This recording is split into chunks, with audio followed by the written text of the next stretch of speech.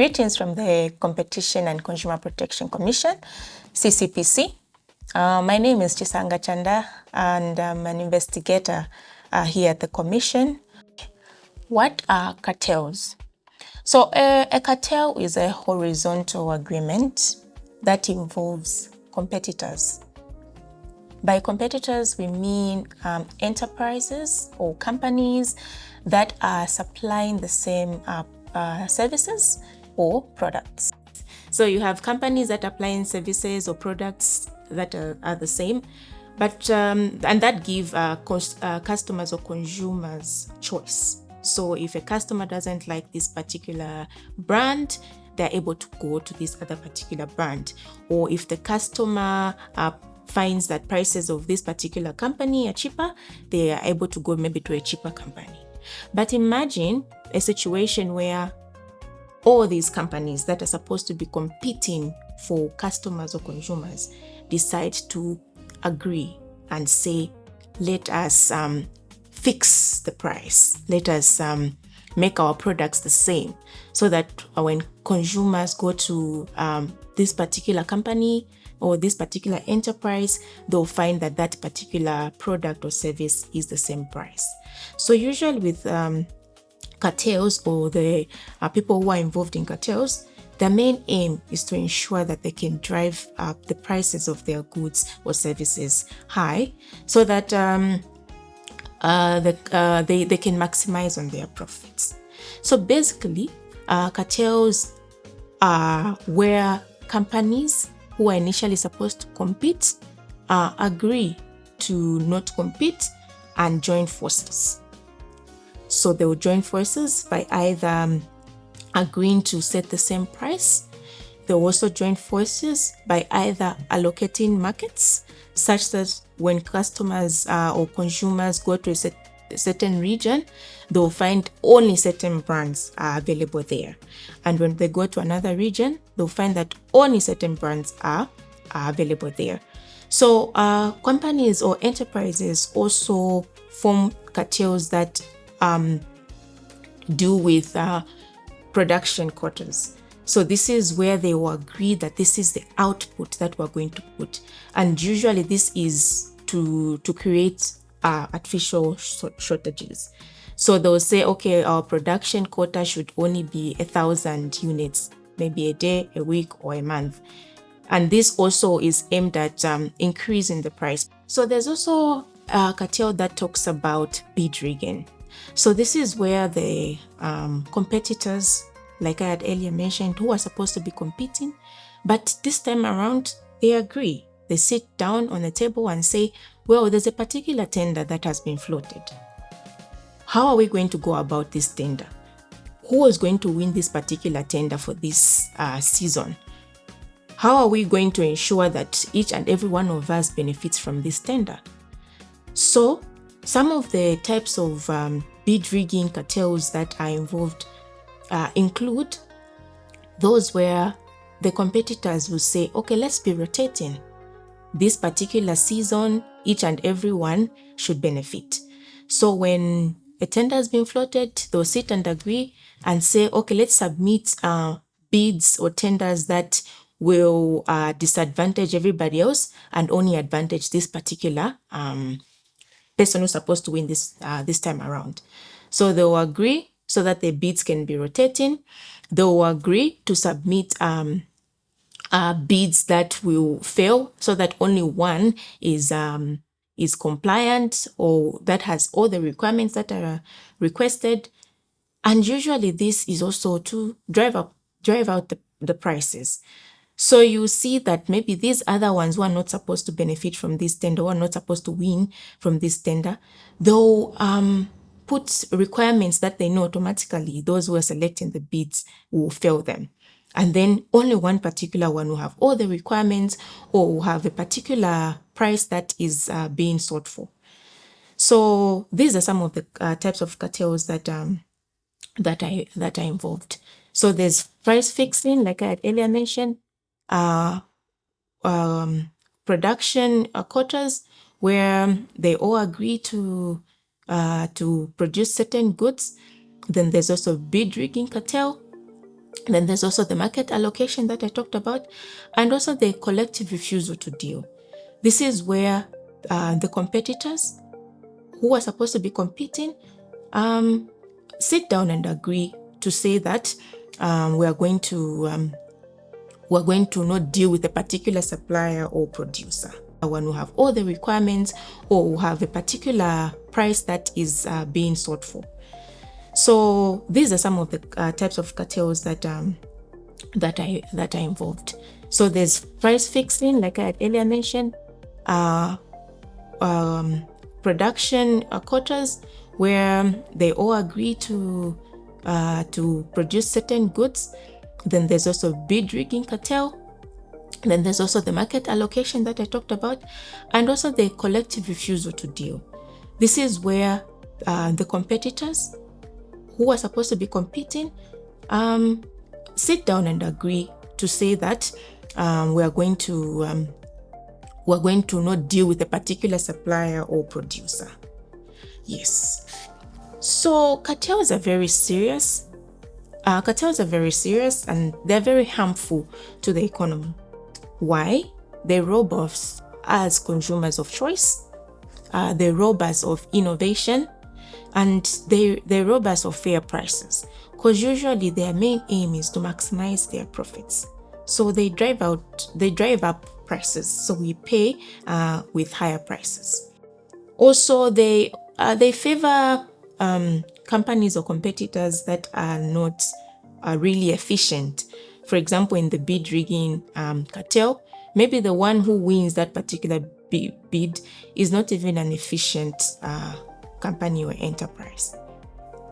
So when you're found in violation of a cartel, there are sanctions that are applicable. So you are fined. Our base fine as the CCPC is 7% for all cartel conducts. So just by virtue of engaging in a cartel, you are going to be fined 7% as the annual turnover of your annual turnover as the base fine for a cartel. So depending on how grave you were involved in this particular cartel, or how uncooperative you were with the commission during the investigations, this particular 7% can be increased. Though our fines are capped up to 10%, so you cannot exceed the 10%.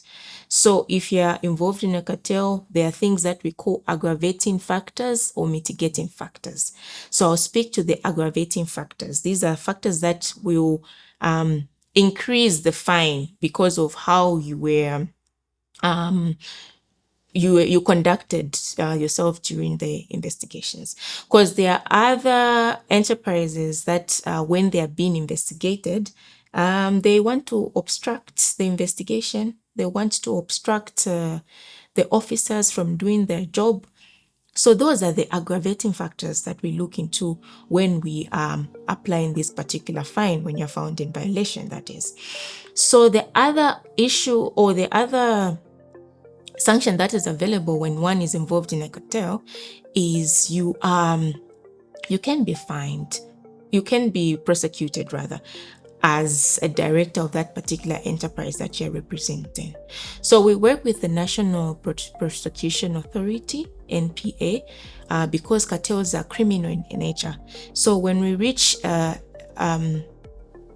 part where it has to involve the prosecution of the particular director who was involved in a particular cartel, we work hand in hand with the National Prosecution Authority. So when we are investigating cartels, there are things that we look out for. Like I had earlier mentioned, competitors are sitting and agreeing on fixing prices, allocating markets is not allowed. But you know that there are situations where competitors have to form what they call associations, because these associations maybe help them lobby for certain services from maybe the government or just other bodies. So most of these companies belong to what we call associations. So some of them are formal structures, some of them are not formal structures. So associations can be formed. Yes, associations can be formed. And of course, these associations involve competitors. But when does it end and when does it start? You can belong to an association. You can talk to your competitor, but what are the things that you're supposed to talk to your competitor about, and what are the things that you're not supposed to talk to your competitor about? Because it's these things that you talk to your competitor about that can land you into problems with the Competition and Consumer Protection Commission. So when you belong to an association, there are things that you can talk about, such as maybe you're planning an event to, make an awareness for customers or consumers, so that they're just aware about maybe what this particular association is about and the services or products that they can benefit. That is okay. But as competitors, if you sit and agree using that type of, we are an association, but let us now use this association to just fix prices, to allocate the market, to bid rig, if I can put it that way, then you are in violation of the act. So price fixing, market allocation, collective refusal to deal, production quotas are not discussions that should be held when you're having association meetings, or even when you're forming associations. This should not even be part of your agenda. Also, don't talk about your personal company, maybe policies, guidelines, your promotions, how you just conduct your business. Those are not supposed to be discussions that are supposed to be part of an association. As the commission, that is the CCPC, we have what we call the leniency program. So this program is both proactive and reactive. So the leniency program is just an extension to offenders of our act. This leniency allows offenders or participants of the cartel, if I can put it that way, to come to the commission with information that will help the commission with their investigation to unearth a cartel. So this program, depending on how valuable, maybe if I can put it that way, or how genuine, or how genuine the information that or factual the information that you're bringing to the commission, you can be given maybe a certain, if I can say, a waiver, or if you've been fined, for example, 7%, maybe because you were participating, helping the commission unearth the cartel, maybe your fine can be reduced.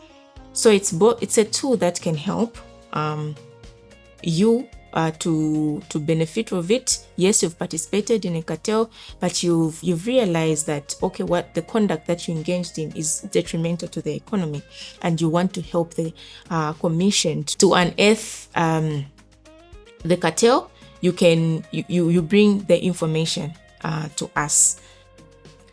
So the commission, when you to participate in the leniency program, you come in confidence. The information that you bring to us, we'll treat it as confidential information, and you also have to trust that you coming to the commission grants you that freedom, that the information that you've submitted to us, and you as the informant, I can say, anonymous. So we ensure that as we are receiving this information, we grant you that assurance that everything that you've submitted to us is in confidence. In conclusion, cartels are harmful to the economy. This is because they're robust of innovation, they're robust of choice, and also robust of fair prices.